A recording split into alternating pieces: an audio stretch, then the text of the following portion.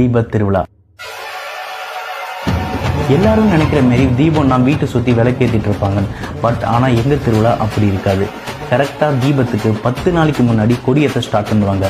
அன்னிலிருந்து எங்கள் ஊர் வேறு மாதிரி இருக்கும். ஓட்ட ஒடிசல் ரோடெலாம் போட ஆரம்பிச்சிருவாங்க. ரோடை க்ளீனாக வச்சுருப்பாங்க. அங்கங்கே பப்ளிக் டாய்லெட் வைக்கிறது என்ன, கொசு மருந்து அடிக்கிறது என்ன, முனிசிபாலிட்டி தீயாக வேலை செய்யும். ஊரே க்ளீனாக இருக்கும். கொடியேற்ற நாளிலிருந்து சாமி மாடவீதியில் உலா வர ஆரம்பிச்சிடும். காலையில் ஒரு ஊர்வலம், நைட்டு ஒரு ஊர்வலம், ஒவ்வொரு நாளும் ஒவ்வொரு வாகனத்தில் வர்றது தான் அதோட சிறப்பு. வர 6வது நாள் தான் லோக்கல் லீவ் விட ஆரம்பிப்பாங்க. ஸ்கூலு காலேஜெலாம் அன்னிலிருந்து ஒரு வாரம் லீவ் விட்டுருவாங்க. அன்னைக்கு நைட்டு 11 மணிக்கு வெள்ளித்தேர் மாடவீதியில் வர ஆரம்பிக்கும். அந்த நைட் டார்க்னஸில் மின்ற வெள்ளியில் அதுக்கு மேலே எரியிற சீரியல் லைட்ஸும் சும்மா பார்க்கும்போது அவ்வளோ பிரம்மாண்டமாக இருக்கும்.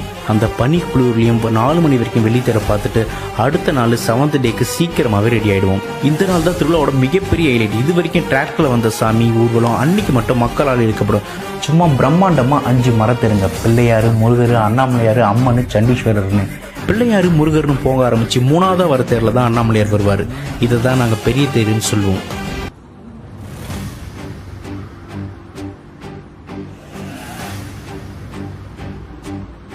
நம பார்வதே பதையே அரஹர மகாதேவா. தென்னாருடைய சிவனே போற்றி, என் நாட்டவர்க்கும் இறைவா போற்றி.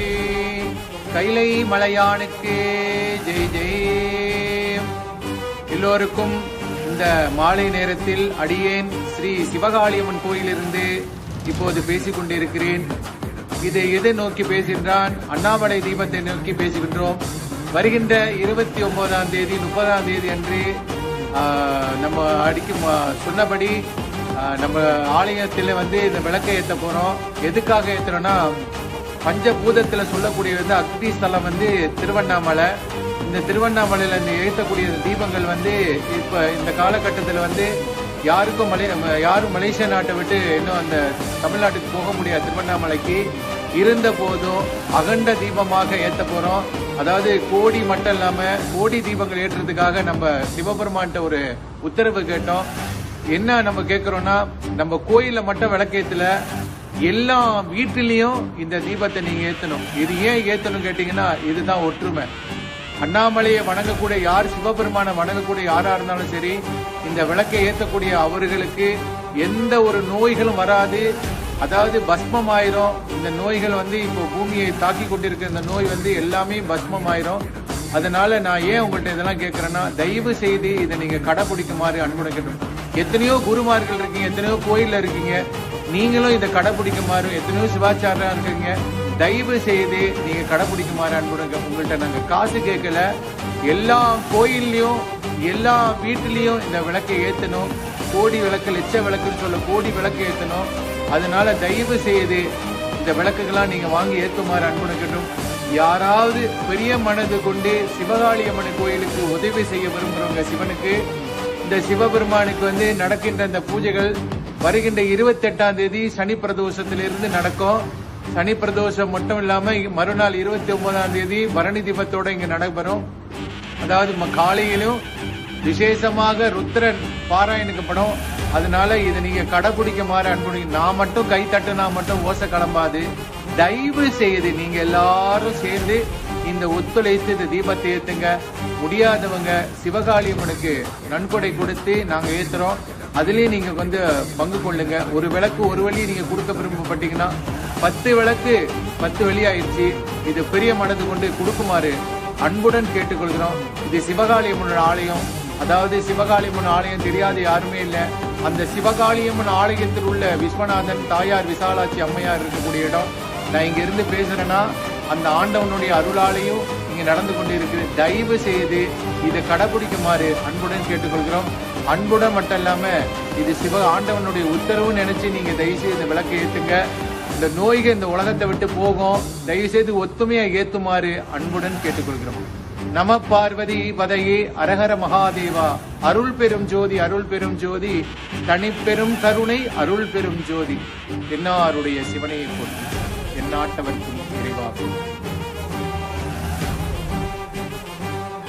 வழிபாட்டில் கோடி தீபம் ஏற்ற வேண்டும் எல்லோரும் என்கிற தத்துவத்திற்காக இந்த உரையை நாங்கள் செய்து கொண்டிருக்கின்றோம்.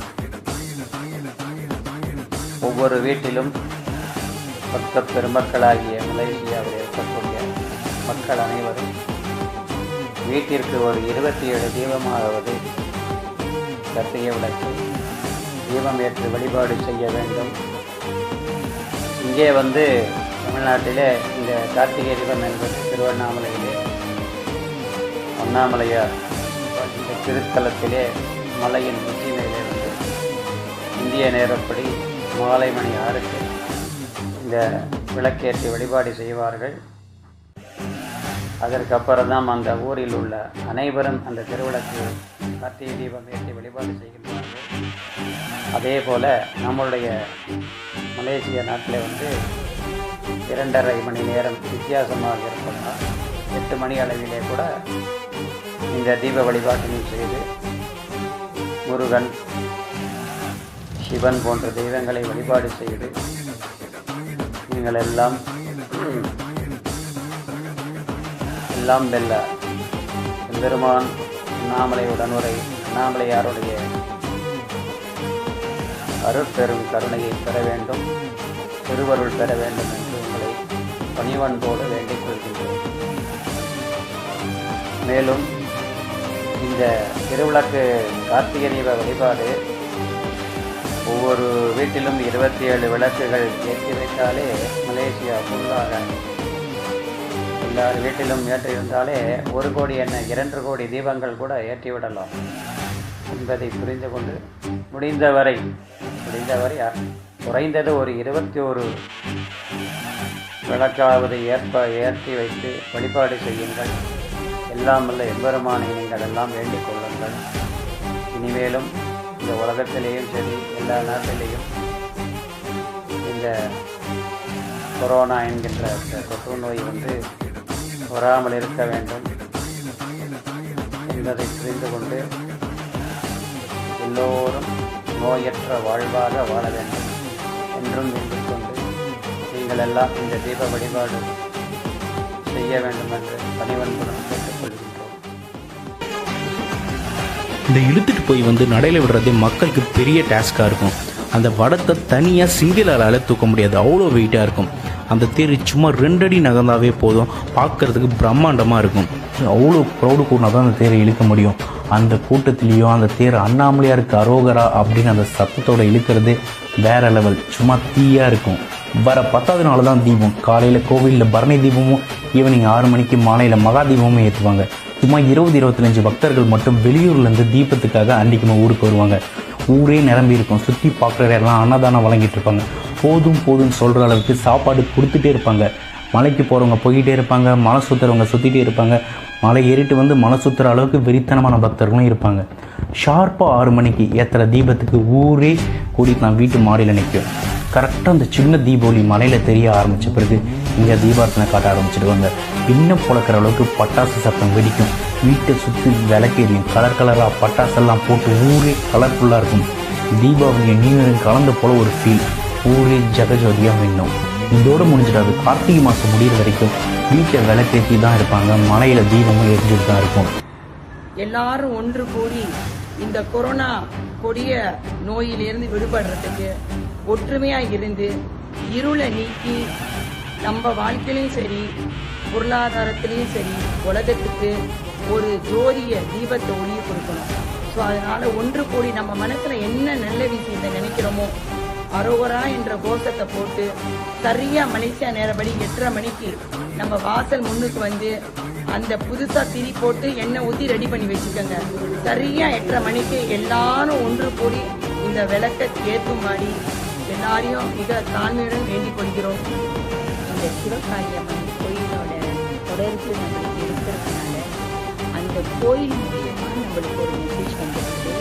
என்ன மெசேஜ்னா, உலகம் முழுதும் இந்த தீபத்தை ஏற்றணும். இந்த கார்த்திகை தீபத்தை அண்ணாமலையாரை நினைச்சு இந்த தீபத்தை இந்த நோய் அந்த தீபத்தில் மறையணும். இதோட இந்த நோய் இருக்கக்கூடாது. எல்லா உலகத்துக்கும் எல்லா இன மக்களும் ஜாதி மதம் எதுவும் வேதம் இன்றி எல்லாரும் இந்த தீபத்தை கொடுக்கணும். இறைவனை நினைச்சு. அனைவருக்கும் வணக்கம். சிவகாளியம்மன் கோயிலில் 1 கோடி விளக்கு ஏற்றுறாங்க.